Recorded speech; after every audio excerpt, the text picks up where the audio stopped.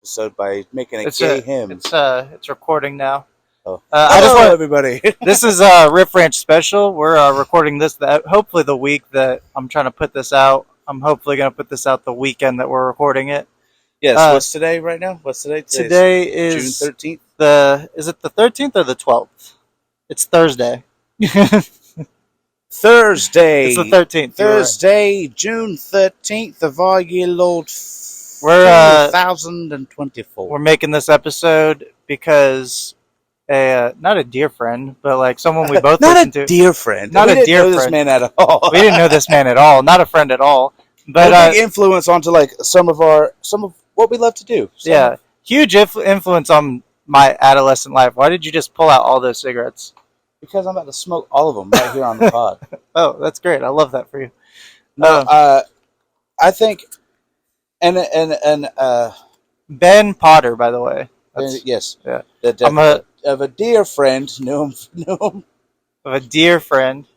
No, his name on YouTube is Comicstorian. If you guys want to check him out, he makes videos about comic books, and I watch his videos.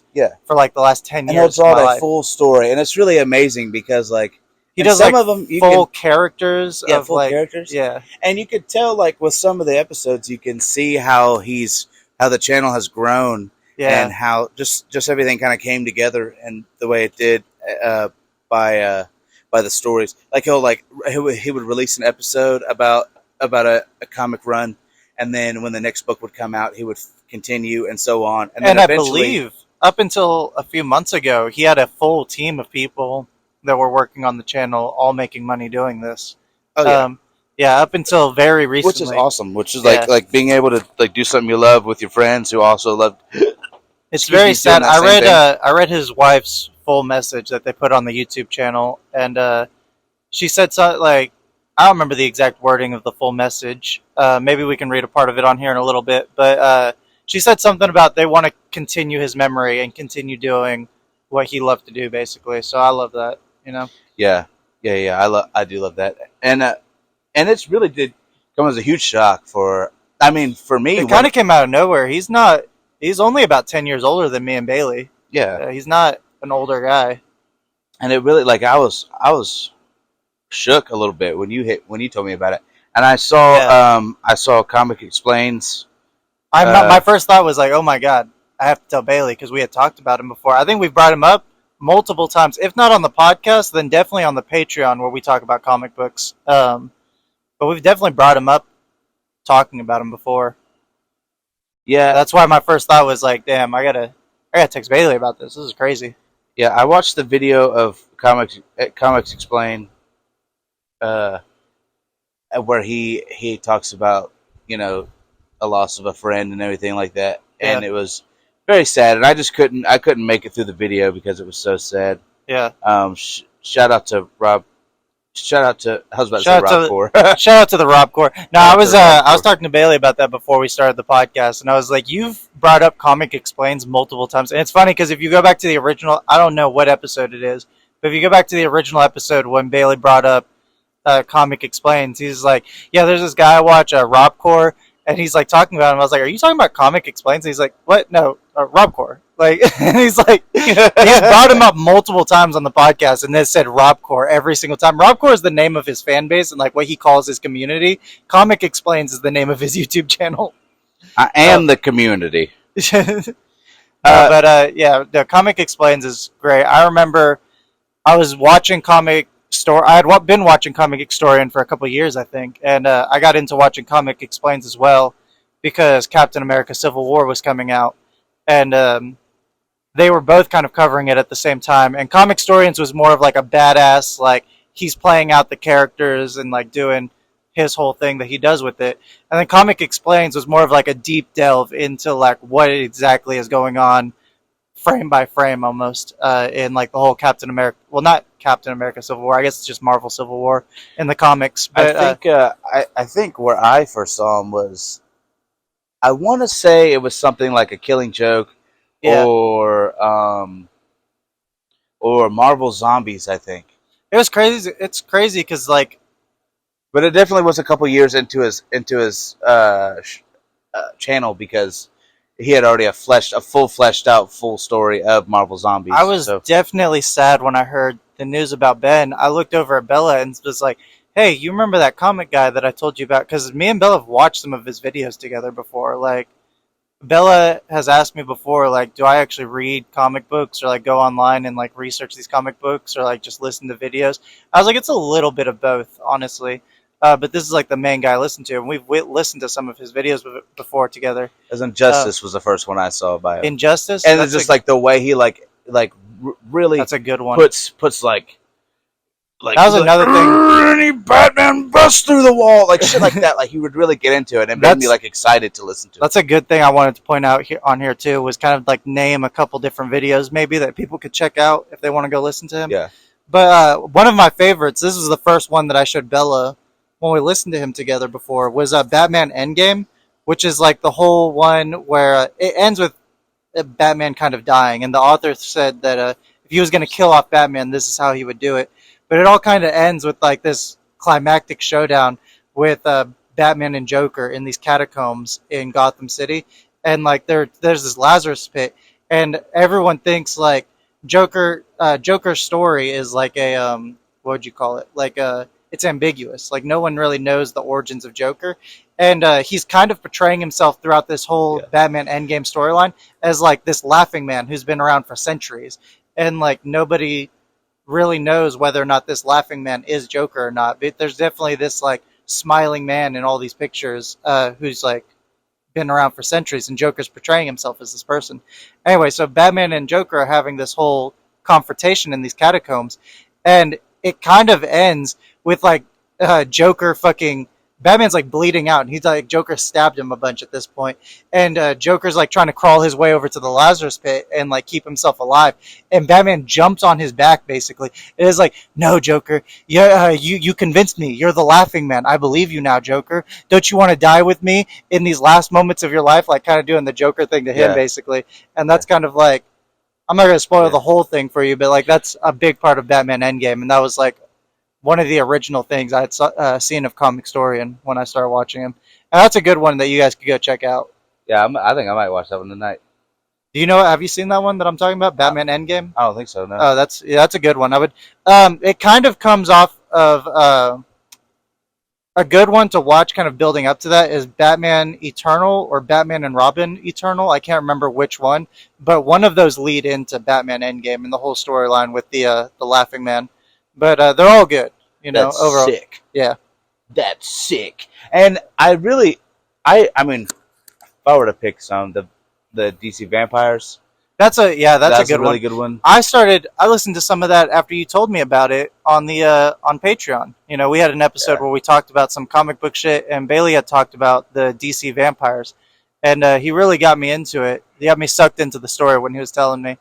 And I didn't watch all of it, but I did check out some of that after you told me. Yeah. And that's a really kick-ass one. Deceased really is another good one. Deceased is good, yeah. Deceased, both parts of it, because it's kind of DC Metal. That one's kick-ass. DC Metal and DC Dark Metal, both of those are really good. Dark Metal's sick as fuck. The Batman who laughs, and he's like... making... like just crazy Dr. Manhattan fucking bullshit that's going on. God, dude, it's nuts. Yeah. And I think I remember when DC Dark Metal was coming out, and I was talking to Andrew about the crazy shit that's going on, and there's like the whole thing with like Wonder Woman creating the Chainsaw of Truth, and I was like, this is like, they're getting back into like the 90s wackiness of like comic books. That's like really what's going on with DC Dark Metal, and it's like really cool to see that kind of gnarly shit. Yeah. And I mean, it is kick-ass, I'll tell you that.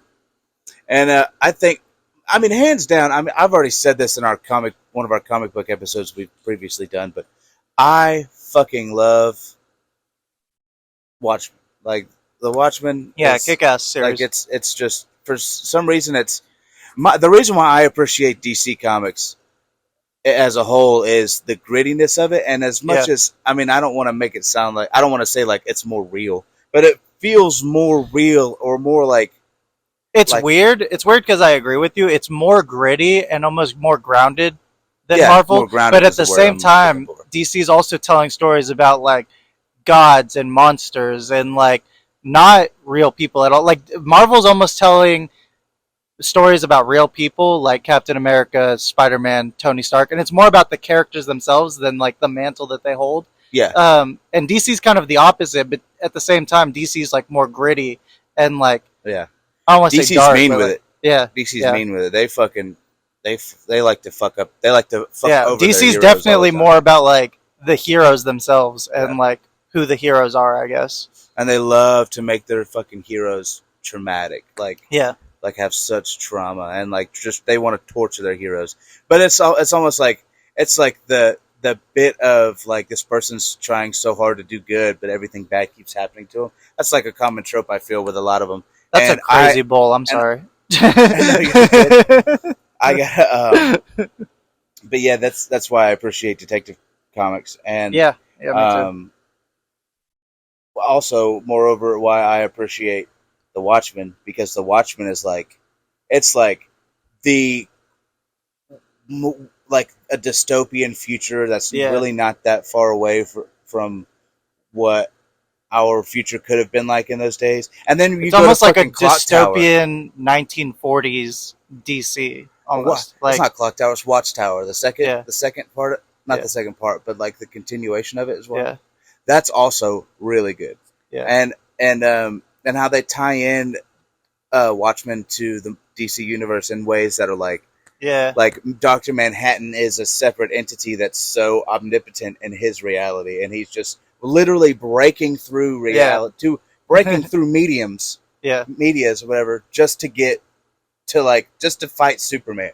yeah. He's like, yeah, man, I've seen everything in every conceivable universe ever happen, but the only thing I know And that's he going to happen uses- between me and you is you're going to come and you're going to punch me, and I might die, or you might die. And then he just decides to fuck up the DC then- universe for yeah. a run because of that shit. And then it's like it's crazy how like DC Rebirth is kind of what started that whole thing with DC Rebirth was like the soft reboot that they did, and that's kind of where Doctor Manhattan was like manipulating everything, and Batman and Flash kind of figure out that Doctor Manhattan is the one who started the New 52, which is like the big reboot that DC had in the 21st century, basically, and it all kind of comes to a head with Superman figuring out, oh, my dad Jor-El was the one behind all this, but not really, because Jor-El is actually being controlled by Dr. Manhattan. And it's like, I don't know, it's just a crazy storyline.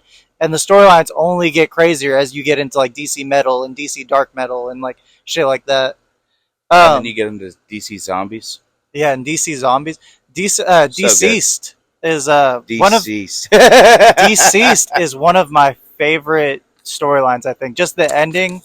The whole thing with like Damian becoming Batman and Jonathan becomes Superman, and the whole thing where he puts And on the it's suit and his suit is too big for him, but Yeah. it's like for some reason that part makes me always makes me feel super sad, Yeah. makes me tear up and shit, because it's Yeah. like he's And, like, oh when my Alfred- dad, I always said oh my my dad God. was a fucking dickhead, but When I I- actually loved him. when Alfred looks at him and is like, "You'll grow into it." I don't know. That part Yeah.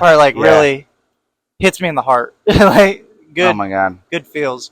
oh my god, and then, like- and then Then there's the sequel where they return and Damian's like, "This is Jason's doing," because he makes a grave for Bruce and I forget what it says. It says like father bastard. It says like a bunch of shit about him on there. And then there's a grave for Dick, and it's like the first son, the one that got to grow up.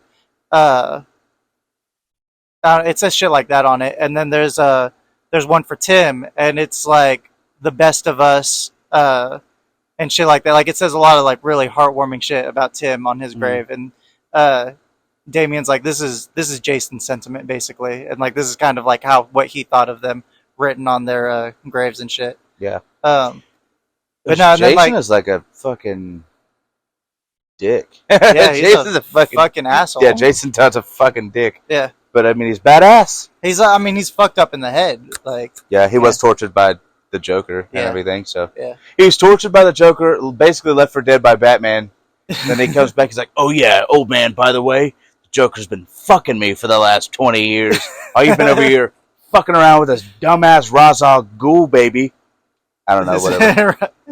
Just Ra's al Ghul. Jason came back in the comics before Damian was a thing. I don't know, man. I fucking. Hey, No, look, it's funny. It's actually funny when you look back at like the history of comics and shit, because like under the Red Hood, that storyline happened in the comics right around the same. That is a good storyline too. Yeah, Under the Red Hood happened around the same time, as far as the years go, as the Winter Soldier happened for Marvel, and they're very similar stories of like sidekicks coming back. Yeah, and sidekicks kind of left for dead coming back, and they come back as like a more badass version of their character, basically. Which I think it's funny that those two storylines came out like right around the same time. Yeah, they gotta.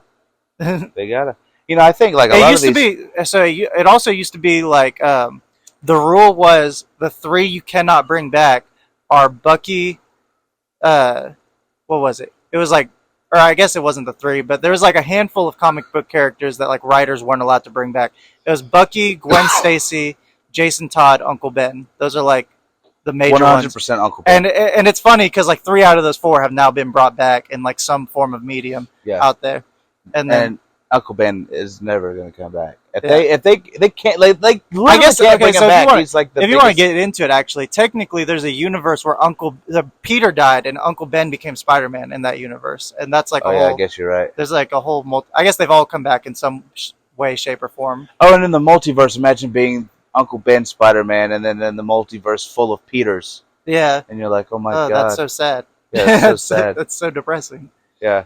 He's like, oh man, my nephew. He goes up to Miles Morales. He goes, oh, what's up, little nephew? And he's like, what's up, nephew? Peter, why is there some old man in a spider suit grabbing my face? Oh my god, Uncle Ben. He goes, oh, thank God. Thank God. No, but you were bringing up Watchmen, and it reminded me of one of my favorite comic book characters in general is Nightwing, and Comicstorian was like a huge reason why I was able to listen. I loved Nightwing as a character before being able to listen to any stories about him, but Comicstorian was able to I had that like kind of connection where I was able to listen to Dick Grayson's Nightwing stories and all that shit. Sorry. And yeah, one of the big ones that I really got into was Agent 37. So when Dick Grayson's comic book line, it wasn't called Nightwing for like a long time in the New 52. It was called Agent 37. And the reason for that is because it all kind of builds up in the Justice League storyline, Forever Evil. And I'm not really going to get into... I don't really remember what happens in Forever Evil, and I'm not really going to get into it. But it all kind of builds up to Dick Grayson has been captured. And this is like back when he's wearing like the red Nightwing suit, the red and black one. And he's like being strung up on camera basically. And his identity is revealed to the whole world. And basically what ends up happening is Lex Luthor is like, we got to kill Dick. Lex Luthor's a part of the Justice League in the New 52, if y'all didn't know that. But really? Yeah, if you didn't know, Lex Luthor is a part of the Justice League in the New 52. And like everyone keeps accusing him of being evil still. And he's like, I'm just trying to help you guys. He's a good person in the New 52. Really? So now it's like canon for him to be like a part of the team? Sometimes, the New 52 was like 15 years ago. So I do know that there. So sometimes he is a part of the lineup of the Justice League, and then sometimes he's like, "Fuck you, Superman." It goes. It depends on the writer, I guess. Because the writers can kind of pick. And he is supposed to be like vindictive and shit. So he's like, yeah, I'm helping you out now, but it's also like I have to live here too. It's also very much like, yeah, I'm helping you guys, but I'm better than you. Yeah. But you guys may have superpowers, but I've almost killed Superman so many times, and I succeeded a couple times. So Lex Luthor kind of flips a switch on air. Like they just revealed the villains of the Forever Evil storyline. Revealed Dick Grayson's identity. Lex Luthor kills him on air. They cut the feed, and Bruce is like, "Why the fuck would you do that, Lex?" Basically, and Lex is like, "Listen, Bruce. I know you know what has to be done. We don't have a lot of time. We have to save Dick." And basically, Lex Luthor brings Dick Grayson back to life. And that's kind of how the Forever Evil storyline ends. And then it kind of cuts over to the first chapter of Agent 37. And it's Alfred is he's on the intercom. He's trying to get down to the Batcave. And he's like, the elevator's not working, Master Bruce. I'm trying to bring you breakfast. And he's like, it's okay, Alfred. Don't worry about it. And Alfred's like, you shouldn't be grieving. I know you just lost your son, but it's going to be okay, Master Bruce. And he's like, it's okay, Alfred. I'll talk to you about it later. And in reality, Dick Grayson's still alive. He's down in the Batcave. And not even the Bat family know that he's alive. Everyone thinks that Bruce is down in the Batcave fucking grieving Dick Grayson's death. The only people that know that he's alive are Lex Luthor and Bruce Wayne. That's sick. Yeah. And in reality, fucking Bruce and Dick are fucking going at it in the Batcave. Oh, Like we're they're just fucking duking yeah, it they're out. like shirts off, fucking like duking it out, fucking beating the shit out of each other. Damn. Dick picks Bruce up and slams him on the Batmobile, and it's like it's one of the most badass fights that like Batman has in the comic books. I think it's one of my favorite Oh fights yeah, in the that's DC. kick-ass. Yeah, and basically, Bruce and him are going blow for blow. They're knocking teeth out of each other's mouth and shit. Wow. And Bruce is like, I need to know that you'll be able to take care of yourself out there because you're not going to have the backup of any of the Bat family where I'm sending you. And he's like, no, I want to be a part of your mission. I want to be a part of the Bat family. And he's like, what I'm sending you to do is more important than my mission. And basically, there's this whole fucking like Interpol spy agency called Spiral, and like Dick ends up becoming a part of that, and he's actually an undercover Word. agent, and like that's basically like the main storyline for Agent 37. But everything that I just said is basically Comicstorian actually has like a really well put video on like the whole Agent 37 storyline, but that's like Dick Grayson's main story in the New 52. And that's really cool. I loved Nightwing as a character, and like this was the main storyline that was going on when I started getting into watching Comicstorian, and like Comicstorian gave me the opportunity to kind of like listen to what was going on with Dick Grayson, like the current event stories, I guess, and it was just like a really badass telling of all of it. Hell yeah, dude. Yeah, It seems like that. It seems like Comicstorian, the channel in general, and him and the channel, like that whole influence, Yeah. was pretty big in your Yeah. upbringing. Oh you yeah, know? definitely. And even now, because like you're spouting off about shit I have no clue about. I Yeah. have no like I'm over here like I act like I know shit about comic books, but I fucking don't know any of Yeah, that. I think he's not the main influence, but I would say he's like a big influence on like why I get into like the way things work and like the lore, the deeper lore behind things, Yeah. and like it's a big part of. He was a big part of that. I feel like just because that is kind of how his videos are, is like almost he gets down to like the nitty gritty of like what's going on, and he'll even like reference other comic books in the middle of like telling his story and like kind of get to the deeper meaning behind things, I guess. Yeah. Yeah.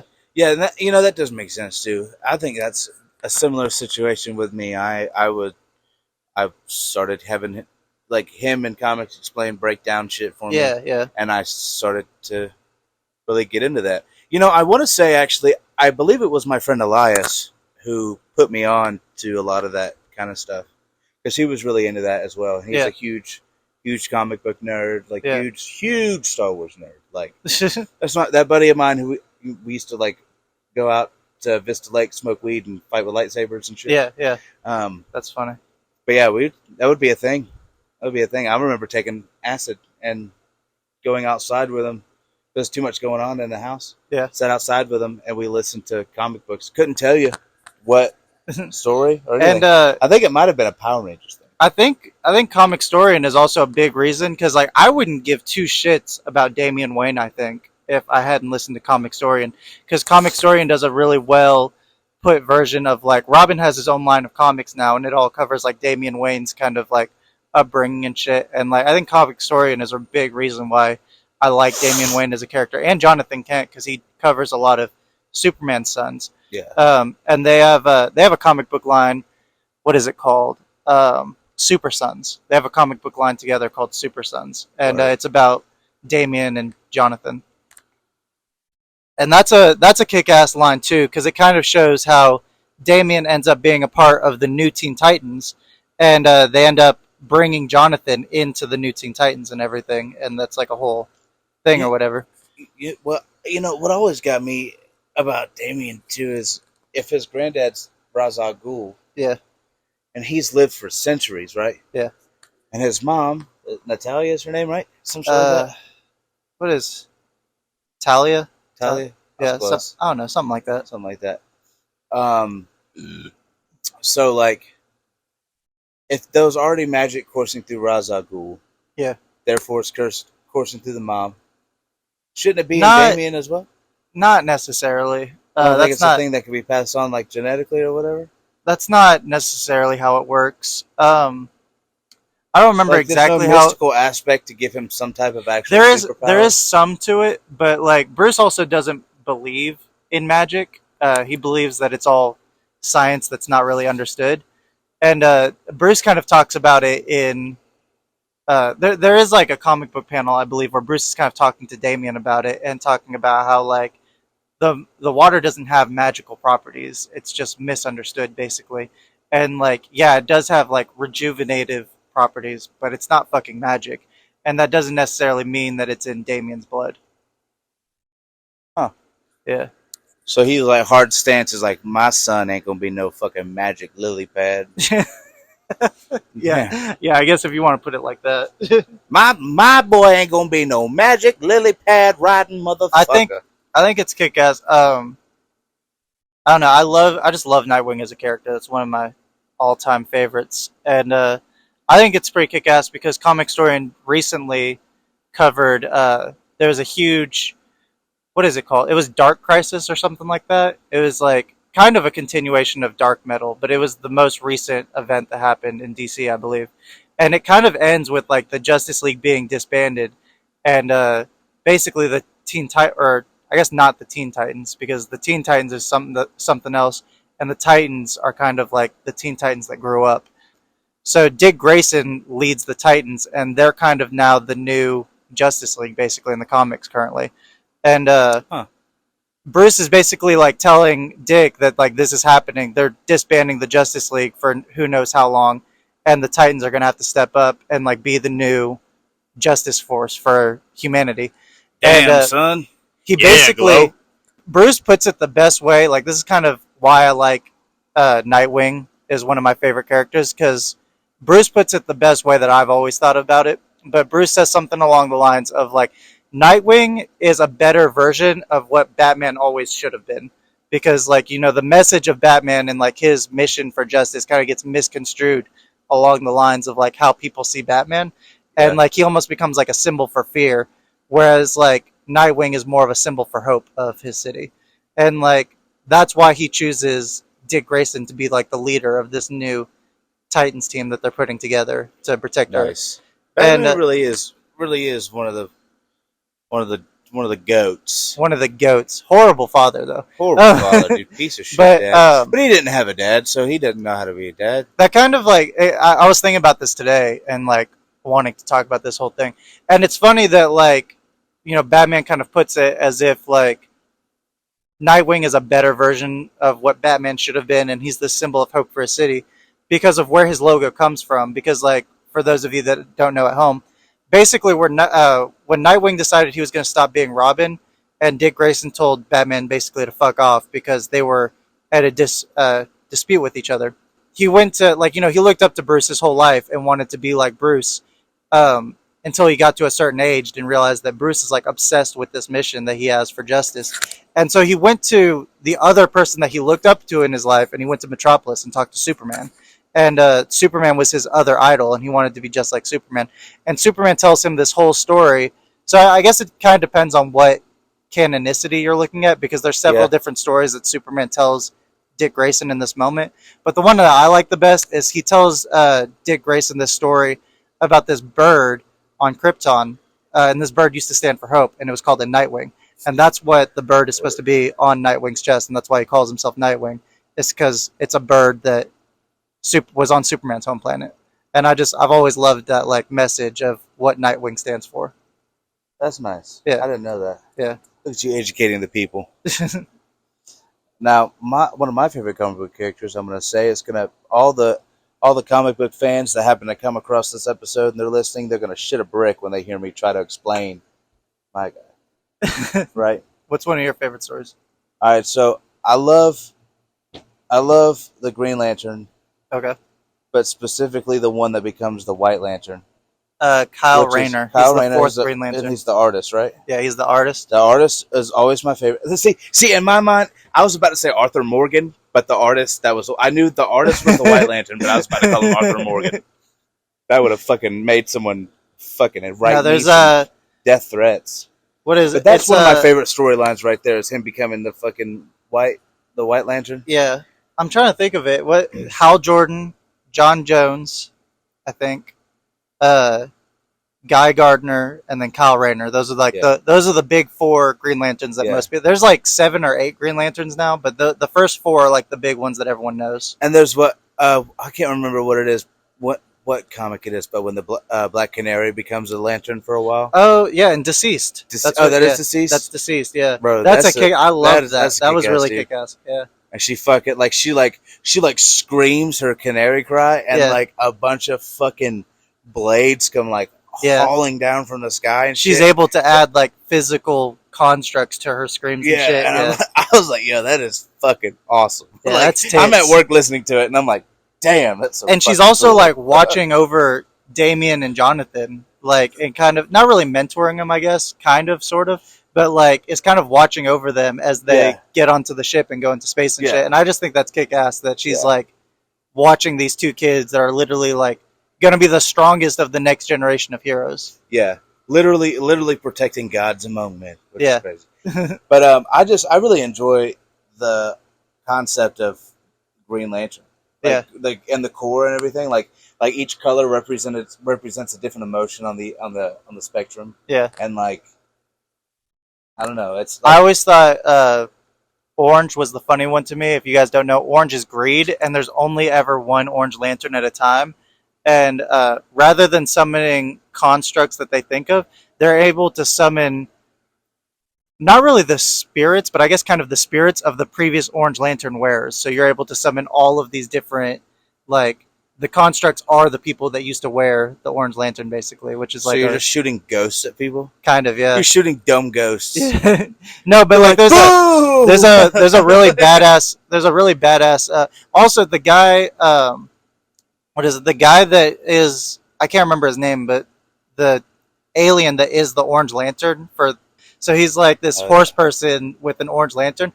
And there's a really badass panel in one of the comics. I couldn't tell you which one it's from. But he summons like a giant wave of just like previous bearers of the orange lantern. Like he's just like literally standing on top of a giant wave of just the spirits that used to wear this ring.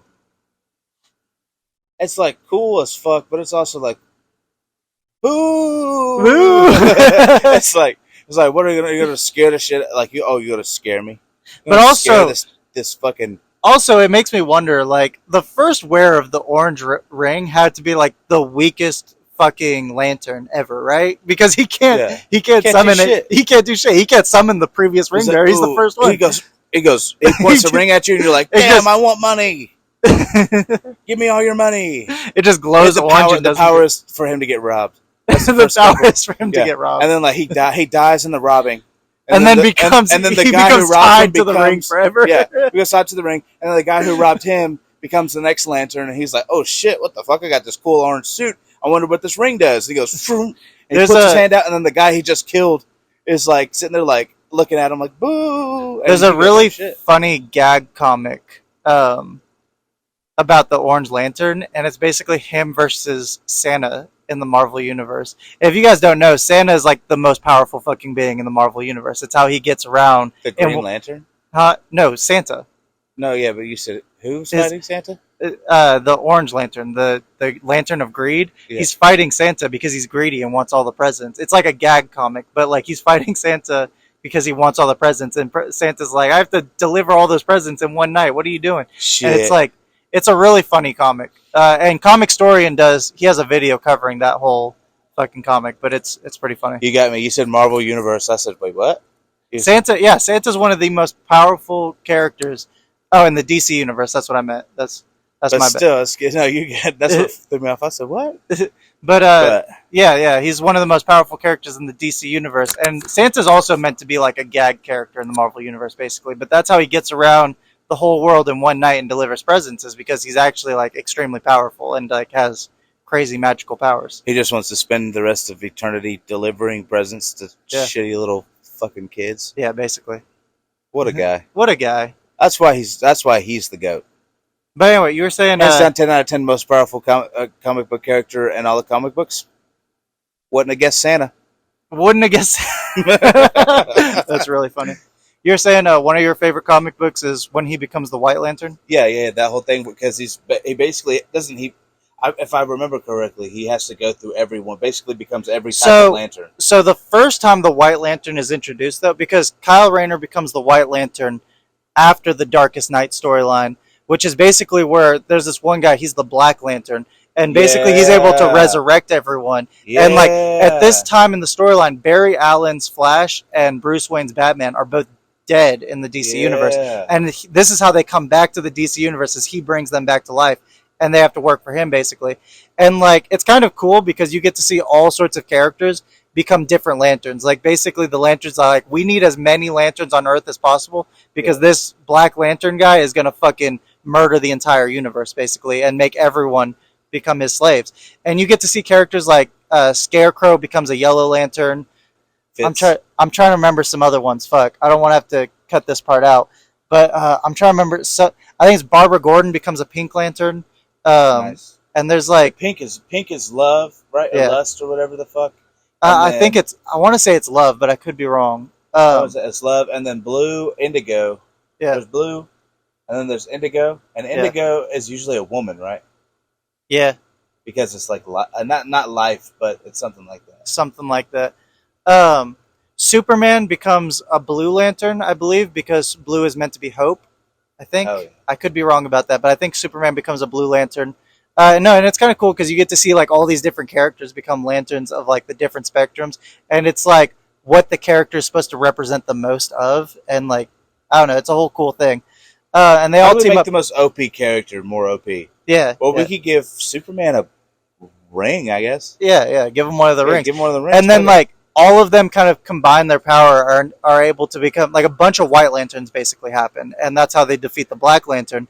And then after they use this power, the White Lanterns go away.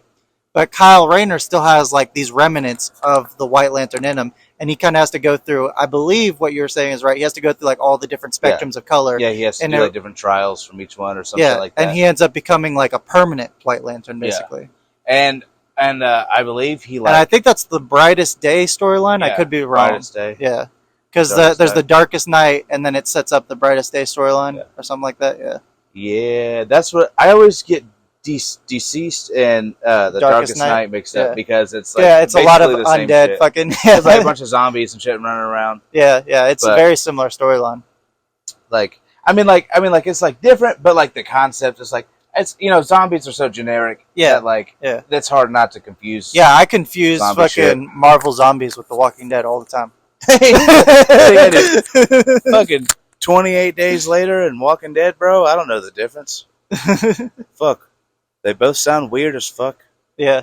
Anyway, whatever. I don't know. I used to tell my friends, speaking of comic books, I used to tell my friends at school, everyone lost their shit when Glenn died in The Walking Dead, and I was like, it's what happens in the comics. Why are you all surprised? Why is no one paying attention? And then I realized that like maybe 5 of my friends knew what happened in the Walking Dead comics. Like nobody gave a fuck. They're like, all right, Kyle, get the fuck out of here. They're like, oh man, you talking about nobody nobody listens to Comicstorian anymore? Like, nobody listens to Comicstorian? Like you're like in 6th grade and everyone's like, no, Kyle, you're gay. He's like, fuck you. Me and my best friend Ben are we're gonna go watch Comicstorian. But on a note of, since we're talking about comic books and everything, I figured I would bring my comic books to show you today. Oh yeah, let's look over these things. In the spirit of Comicstorian. In the spirit of Comicstorian, let's check out Bailey's collection. Oof. Now these are just my nicer ones. I got old ones that are all demolished, but you've seen them, guys. And then I'll show up. We'll talk about the slabs here in a minute. Let me just move my paraphernalia. You want to save the slabs for last? Yeah. Ooh, that's a kick-ass one. Right, dude? Thick book. We got a Venom. I do want to say, so it's not in the best condition. The pages are all falling out. But the last podcast we shot, Derek brought me a Death of Superman comic, which if you guys don't know is like the fucking most valuable comic book ever made. And it's absolutely demolished. It's absolutely demolished. And I was looking at it like, how the fuck could you let this get like this? What the fuck? What the fuck is wrong with you? Yeah, but no, I have that in the house right now. I was actually thinking about looking up how to restore a comic book because I might try and restore that and hang it up somewhere because like that's a badass comic book to have. That is a comic book. These guys just came in today. This is the second printing. These are mint, of Venom. Dude. Yeah, dude, mint as fuck. Like not even a fucking, not a crease on the edge, man. Hell yeah. This is the last one, episode 35, the final epic installment from. Speaking of Venom, do you know what happened to Venom in like It's not the Knoll story arc. I think it's the King in Black story arc, which is like where Knoll comes and invades Earth in the Marvel Universe. I have listened to that one, yeah. Comicstorian kind of covers it, and it gets really fucking crazy. Because It all does. kind of ends with Venom getting, what is the power of Cosmos or whatever? Like The power cosmic? Yeah, Venom gets the power cosmic at the end of the storyline, basically, and his like logo turns orange and his eyes turn orange, and he has like this power like imbuing out of him, basically. And Noel's like, "You're not fucking strong enough to beat me, Venom." And then he like just puts out his hand, and the Silver Surfer surfboard comes flying at him, and then he puts out his other hand and grabs Thor's fucking hammer and uses his symbiote powers to combine them together to make a giant ass symbiote axe. Oh my and, god, that's kick ass. Yeah, it is kick ass. It's a kick ass storyline. It's like, I don't know, I think that they're doing really cool shit with Venom in the comics. That is kick ass. Yeah. People want Venom shit. People want Venom shit. Venom's And that's popular that's how he beats the shit out of Noel in the fucking King in Black story. It's kick ass. That's cool as fuck. This That's right here is a variant edition of Secret Wars. Holy shit. Yeah, Iron Man and his secret shield. That might be worth some money in a couple years when the new movie comes out. Yeah, that's why I had to buy it. And I like how the cover is like an action figure. Yeah. I thought that's what it was at first, and it's like the plastic, and then you got like the little hole where it goes in the wall. And shit. I didn't even notice that. That's really cool. Yeah. And then I got me a Batman versus Spawn. I didn't even realize that was a Batman one. That's cool. Dude. Batman versus Spawn, bro. Spawn is cool. McFarlane, Capullo, and McCaig. I don't know. Some more X-Force shit. We were looking at a lot of X-Force shit the last time Derek came over. A lot of X-Force. And like this one is, if you could see, it has had somewhere. Somebody's opened it a time or two. Yeah. But I mean, it's a fairly old comic. Is that Godzilla? I don't know. Higher Earth. Actually, can I just say, because like this is kind of comic book related. It's more like manga shit.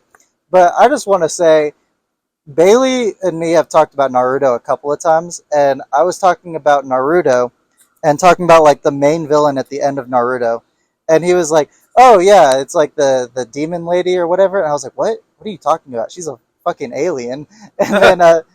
And then more recently, I'm not gonna tell the joke because I don't think Bailey would want me to tell it, but fucking, I was talking about Naruto's daughter basically and how she has the Byakugan eyes, which like I always thought when I was younger that Hinata, the person that Naruto ends up with at the end of the story, I thought she was blind because she looks fucking blind. Oh yeah, she's got the shimmer to her eyes and shit. Yeah, but she actually has like some angel shit, but I'm getting that and Seven Deadly Sins mixed up. But she actually has like Byakugan, I found out, and it lets you see all the different chakra points or whatever. She actually has Bakugan. She actually has Bakugan in her eyes. That's why they look like that. And I was talking to Bailey about it, and he was like, "Oh yeah, like the angel eyes or whatever." And I was like, "Bailey, there's not angels and demons in Naruto." Like it's just funny to me because like Bailey almost sees Naruto as like this fantasy anime about like angels and demons, and in reality, it's almost like more of a sci-fi anime that's about like Godzillas and fucking aliens and shit. Because like the tailed beasts aren't really demons; they're closer to like Godzilla, basically. Like kaiju. They're like they're forces of nature, basically. Ooh. Yeah, and the thing you called the demon lady or whatever, she's actually an alien, and like that's what most of Boruto is about. Is like these aliens are now coming to the planet and trying to conquer it, basically, and like trying to take people over. So it's more about like Godzillas and aliens and ninja. That's actually kick ass. More than like demons and angels. You know, but I just thought that was surprise the audience real quick. I actually can't fucking stand Naruto. Really? I've only ever I used to hit dabs and watch the big fights, but it's funny that you just said, "Oh wow, that's kick ass," and then you're like, "I can't fucking stand Naruto." Yeah, like I'm always like, no, fucking Naruto's gay, and then I watch a couple episodes of some cool shit, and I'm like, this is awesome. And as soon as I get hit with a filler episode, I'm like, oh, it's gay again. No, it's fun. It's kind of cool, like being a kid and watching it too, because like when you're a kid, the Ninetales inside of Naruto is like portrayed as a demon, and it's not until you get like halfway through the series that you realize that he's more of like a force of nature and just wants outside of Naruto. Like he doesn't want to have to live his life inside this little fucking kid. Yeah, and he's like really a Godzilla that's like trapped and sealed inside this fucking 10-year-old. And I don't know, it's just really kick-ass. And then you get further in the series and you realize it's like a fucking sci-fi series that's about, it just happens to be about ninjas. It's like kaiju versus aliens versus ninjas. Yeah, basically. That's funny. Anyway, so we got a fucking Secret Invasion Fantastic Four. Oh, that's cool. Right? I didn't realize that was a scroll until you said Secret Invasion. Yeah. Higher Earth. I've never heard of Higher Earth, but I have a couple of these. This guy looks like Is it Marvel? What is Boom it's 4? I don't know what Boom 4 is. Boom Boom Studios. Boom Studios. I don't know what that is. I don't know. Yeah, this is a Punisher book, but The that's a only pretty comic thick book one. companies I know are DC, Marvel, and Independent or Image, not Independent. Image. Image. They make Invincible and The Walking Dead and Yeah, shit. and Yeah. Dark Horse. Dark Horse is Dark Horse, yeah. has like They do Star Wars and shit. Star Well, Wars, now yeah. Marvel does Star Wars, but they used to do Star Wars. So this right here is one of the new 52 Batman, That's kick-ass. right? And Dude, I love because I've already brought up the new 52 since we've been talking about this, but I love the new 52, dog. Like, fucking Nightwing in the new 52 is super badass. You look at Joker in the new 52, that's when he, like, cuts off his face and is being, like, super weird in the new 52. being absolutely batshit crazy. Yeah, I love everything about the new 52, dog. Like, that's my shit. Oh, you're gonna like the one underneath this. So we got a Ghost Rider. Ghost Rider's where he meets the kick-ass. freaks. I love Ghost Rider. Right? This is a 60-cent comic. In the UK, it was 25 pence, whatever the fuck. And 60 cents, right? Isn't that nuts? Yeah. Now check this out. Boom. Oh, that's kick-ass. Fucking. Is that a movie tie-in? Godzilla versus Power Rangers. That is not a Power movie Rangers tie-in. versus fucking Godzilla, dog. That's kick-ass. Isn't that nuts? You got the Megazord right here. The fucking dude. Have you ever Townsville is dead. While we're talking about comics and Comicstorian and shit, have you ever seen the Comicstorian covers it? It's the Alien versus Batman and Superman. I think it might have been one of the world's finest comics, but like they have a crossover with like Alien, like the Xenomorphs and shit. And the very end of the comic basically is Superman gets got by one of the facehuggers, and he's like, "Holy shit, holy shit, holy shit!" And he basically like panics and flies off into the sun, so that I don't know, he gets drained of all of his energy throughout like the whole storyline. Yeah. So he's like weak as fuck. And he's basically like, I have to get to the sun right now so I'm strong enough so this thing can't break through my chest. And it's like he like rushes to the sun at the very end of the story, and it's like a whole thing. Wow. But it's like it's a pretty kick-ass comic. And he just has a baby alien living in him? No, it ends up like dying inside of him, but like because it's not able to like break out or whatever. Fuck yeah. But it's like I don't know, it's a really funny part. Like that's kind of part of the ending, and it's just like a really funny ending where he's like has to like crush it. Like oh shit! And he just fucking flies to the sun and does fucking ab workouts. Yeah, basically. Jesus Christ! So this right here is what they call a virgin. I'm sorry, I didn't mean to cut you off, but like Batman starts panicking and he's like, "You have to fucking get out of here because like anything that bursts out of your chest would be too strong for any of us to kill." Like that is fucking scary, isn't it? Yeah. One of the most powerful beings in the universe. Just fucking. And in that comic book line, Killer Croc ends up getting got by an alien, and it ends up creating like a Godzilla-sized like alligator xenomorph, basically. Oh my god! Yeah, it's a pretty badass part of the story. I think I'm gonna listen to that tonight. Yeah. But comics like this, right here with this still in the Godzilla and Power Rangers, it's called a virgin. Yeah. Because it doesn't have any other markings; it's just a cover. Yeah. And I believe this cover by itself is like $20. Oh, really? Yeah, so that's cool as fuck, right? I have a couple that are Darth worth, like, Vader. I love the Darth Vader storyline. I think. Oh yeah, I think it's sequential too. It's oh, that's cool. 24 and 25. And what I enjoy about these comics too is they have the hilt of the Sith Lord that features on the front of the comics. I think it's the Darth Vader storyline that I listen to on Comicstorian. But either way, I love the Darth Vader storyline. That one you're showing me one earlier. Yeah, that's I was showing cool you this one. This one, this one is the one that has all the writing on it. Let's take a couple pictures of some of these, and we'll post them on Instagram the day that this goes up. Yeah. I am we gonna can do a post thing this where I lay them on a table or some shit. I am gonna post this Saturday, and I'm gonna take a picture of that Superman comic that I was just telling, so people can see how beat up it is. But the comic I showed you earlier, the Power Rangers one, this is Mighty Morphin Power Rangers: The Return, kick ass. Yeah. But this is the OG cover. This cover is about $5 as opposed to the one that's the Virgin, which is about $20. I can't remember who the Red Ranger is when Tommy becomes the Green Ranger. It's the original Jason. Okay, yeah. I believe Jason is like the main character in like the whole. We were talking about this before we started the podcast, but like the current story that's been going on in Power Rangers, the comic books for like years now, is like Tommy the Green Ranger back when he was a villain, because if y'all don't know, Tommy was a villain when he was first introduced in Power Rangers. In this universe, he basically stayed as a villain, and he conquers all of Earth. I'm pretty sure Tommy was created by what's her name? What's her name? Yeah. And then just stays in Townsville, and he I don't know if it's called it's not Townsville, but he basically becomes a good guy by basically just becomes by playing the flute or whatever. By playing the flute. Let's see if we can name them. There's who was the first one again? Jason and Tommy. Those are the only two Jason. I know. There's Jason, Red Ranger. Tommy, the Green Ranger. It's Kim or Kimberly. Billy's the Blue Ranger. Yeah, Blue. Kimberly is the Yellow Ranger. Yeah. Asian lady is the Kimberly is the Pink Ranger. Yeah. Asian lady is the Yellow Ranger. That's racist. And Black Guy is the Black Ranger. Yeah. That's also racist. Yeah. But I can't remember those two's names either. Yeah. So what does that say about us? The four that you named are also the four that I would be able to name. No, but what is her fucking name though? Stephanie. Oh, I think that's Stephanie, something like that. Yeah. Because it's either Stephanie or Jennifer, something like that. One of those. It's like a basic white bitch name. And the Black Ranger's name is Scott, I believe. Scott? Yeah, I want to say it's Scott. And Billy's little brother becomes the next Blue Ranger. That's actually a crazy storyline in Mighty Morphin Power Rangers because he ends up later on down the line, he ends up getting the what are they called? The Morpher or whatever. Morpher coin? Yeah, the Morpher coin. Dino coin. And he, whenever he uses it to transform, he's just like in a full fucking... Like, he's still a little kid when he first becomes the Blue Ranger, but he's just like a full-size Blue Ranger whenever he transforms. Yeah, I remember watching that on the TV. Yeah. And it was... for a while, why they got a different Black Ranger and made the Black Ranger...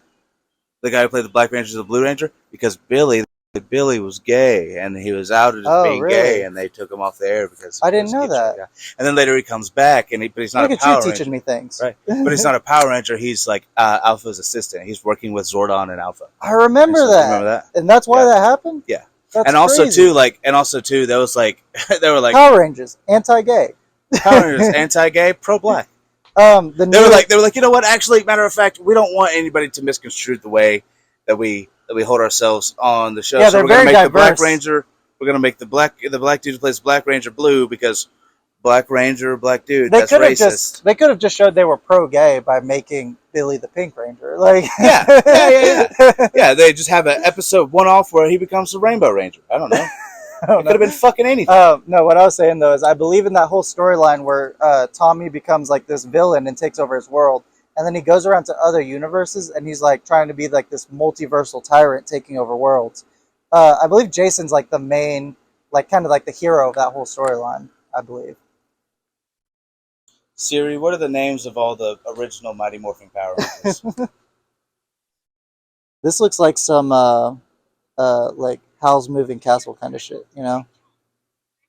Studio Ghibli.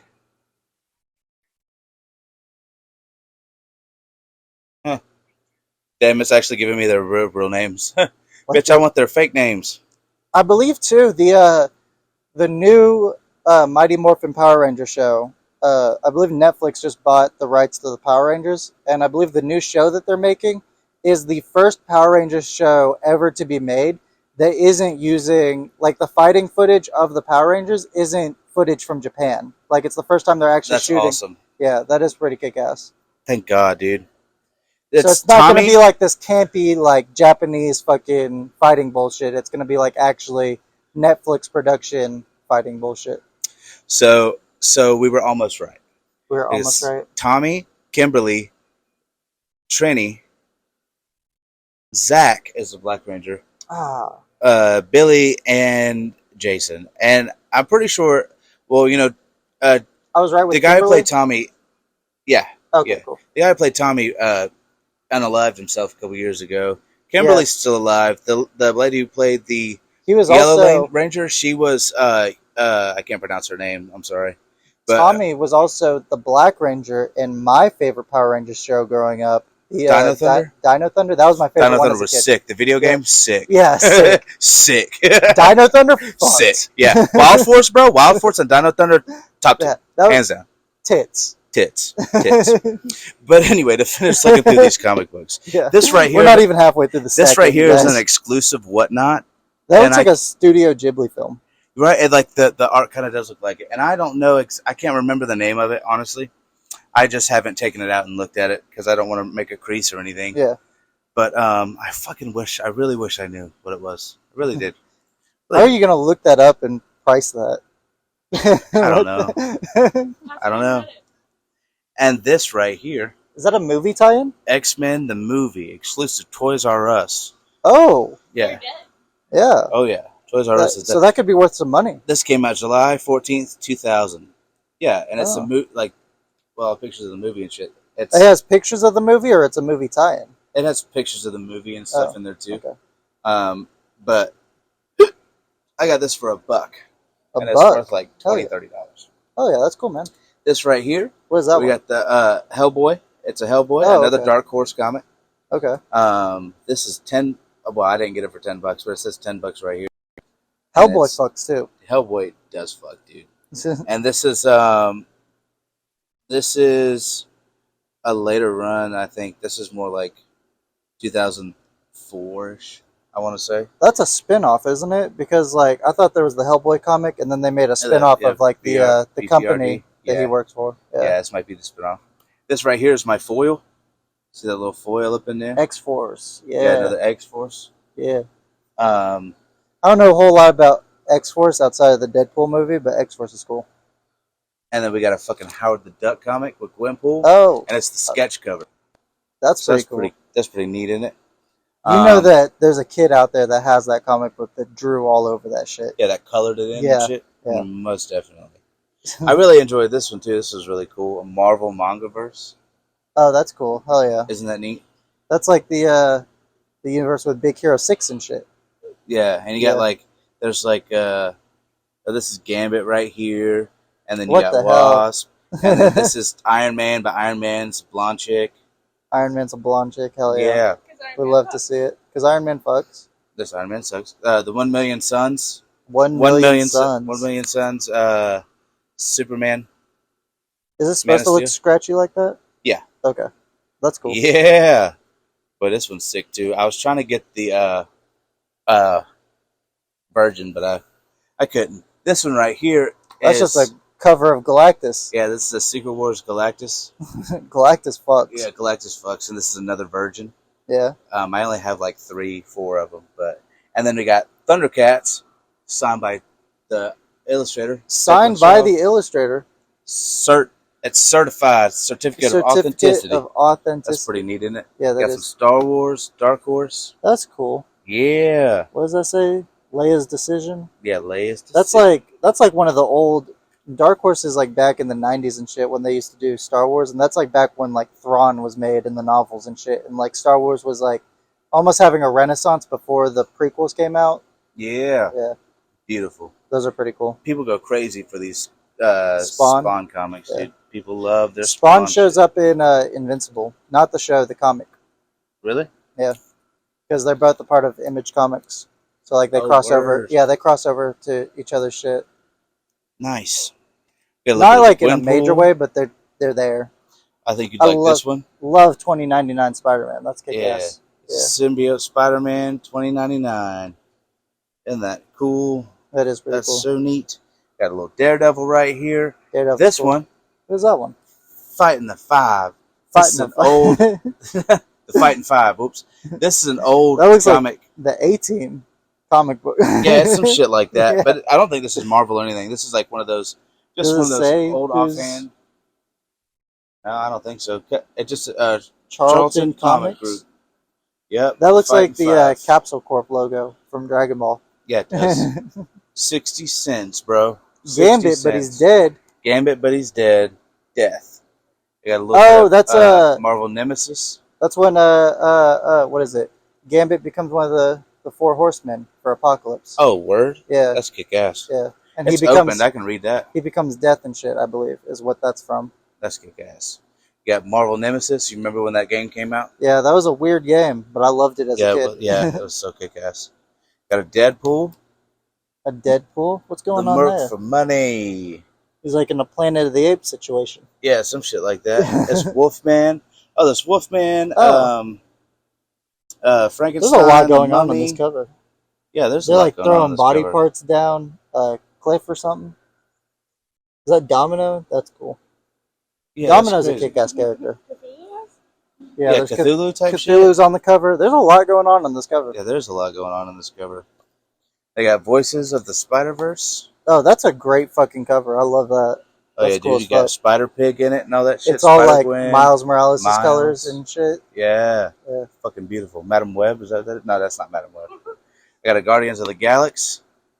And we're gonna finish it off. You got another one of those Power Ranger ones? Yeah, That's cool. This is the version of Oh, okay. that original copy. And then, oh, actually, we're gonna finish off with these. My two slabby patties. Yeah. And if you guys go check us out on Instagram, we'll take some pictures of some of these and show them off, I think. We're going to take some pictures and we're going to show you guys, and you better tell me they're pretty or we'll cut that out. And we're back in. And we're back in. Dr. Aphra, #2. This is a Marvel's comics. So I guess this is newer. Like the Marvels? Like It's a Marvel comic? Oh, it's a Marvel comic. Yeah. So this is newer. That's from... No, I might be wrong, because it would say Darth Vader on it if it was from the Darth Vader run. Mm-hmm. Yeah, I don't know what that's from. It is Star Wars. Yeah. I don't know. I don't know what that's from. It has the same kind of art as like the Darth Vader comic. That it does. I'm not sure exactly what that's from, but that is really cool. Yeah, the Dorman variant cover. That's graded at 9.6. And then I think my favorite from Bailey's collection, he has a World's Finest, which if you guys don't know is Batman and Superman. Yeah, this is number 8. This is the one where Supergirl comes in. Oh, really? Yeah. The new girl in town. Oh, how old is that? Oh, yeah. WrestleMania. WrestleMania. Number 20. Number 20. Oh, my God, This is forever ago. This guy killed his whole family and then himself. Oh, my God. 2004. What the fuck? Wow. It's time to be alive. What a time to... I mean, they can't just notoriously do copious amounts of coke anymore, so, like, So he clearly had other demons. Bailey's like, this wasn't even part of his backstory. This is what he did outside of the storylines. This is after he wrestled. That's so funny. I remember seeing that shit. I remember watching Ed McMahon come out of a fucking... Yeah. He drove into the place, got out of a limo, and he said that fucking Chris... Whatever the fuck his name was. Chris Bourgeois, whatever. Yeah. Whatever. He drove in a fucking limo. That's so pulled funny. up in a limo. Fucking, and everyone... Last time he was on WWE, he was... he got in a limo that exploded. So he was trying to fake his own Triple death. H owns it now, right? Really? Triple Because he married McMahon's daughter. So Triple H is the new CEO, and he's like, he comes out and like the same way like McMahon used to come out and like do these like little cameos in different storylines. Mm-hmm. That's what Triple H does now. That's good, guys. Yeah. Triple H got to tap out. Yeah. So this one right here, this is 2004, and then this one right here is 2016. Hell yeah. Yeah. So that's it. That's the end of my comic collection. I love, and you have like so how much the first. Have you invested in this so far that you don't know half of these? This not so much. It's like a couple of bucks per each one. Yeah, this is a kick-ass comic book collection, and you have like what I think is like the introduction of Supergirl. I mean, obviously not the first one because Supergirl was introduced in like the 70s or the 80s, but it's like an introduction. Yeah, it's an introduction to what is probably the most recent canon, honestly. Yeah. And you know, that's another thing. Before we close it out, that's another interesting thing is like comic book canons and how they're always trying to make like a new jumping off point for comic book readers. But one really weird thing that Dark Metal did for the DC universe is basically like, because like this huge crisis is happening, and then they use this crisis energy, and it kind of infuses all the different timelines of their universe together. And now everything that has ever happened in the DC universe is canon. So there's no real jumping off point. You can just start reading from whenever is what DC's done in the canon now. And that's a really weird thing to do. Yeah, that is a really weird thing to do. Just like discombobulate the fuck out of everything. Yeah, and it's like, how can everything be canon? It doesn't really make sense. But it doesn't really need to make sense, I guess. It's comic books. Yeah, it's comic books. Well, this was our episode dedicated to Comicstorian. I hope you guys enjoyed it. This was our little special. We're shooting this the Thursday after finding out, pretty much. Me and Bailey have known for like 2 days. He passed away, I think. He passed away June 8th, which I think was sometime last week, like late last week. So it'll Something probably around in there. it probably will have been a full week since he passed away that we're putting this out. I don't really know how to close it on a somber note. Oh. Keep it white, keep it tight, America. Jesus Christ. Not like that. No, that's not how you sign off. No, I don't think that's how you close it out. No. But Don't forget to like, comment, and subscribe. yeah, and I don't know. And hit that bell if you want notifications. I don't know if Riff they're doing Ranch comes. something. I don't know if they're doing something for like Ben's family or if there's been like any Kickstarters or anything. But maybe I'll link that in the description below if I can find anything for the Comicstorian channel. Oh yeah. I say we just like put keep them in your prayers, I guess. Oh, yeah. You know. Just put their channel down there and let everybody go check out what they got going on. But thanks for listening, you guys. This has been somewhat of a somber episode, but also somewhat of a nostalgic episode for me, talking about comic books and shit, and just I've been listening to him for like 10 years now. We love comic books. Yeah, we love comic books here. Bye, Mom. Bye, Dad.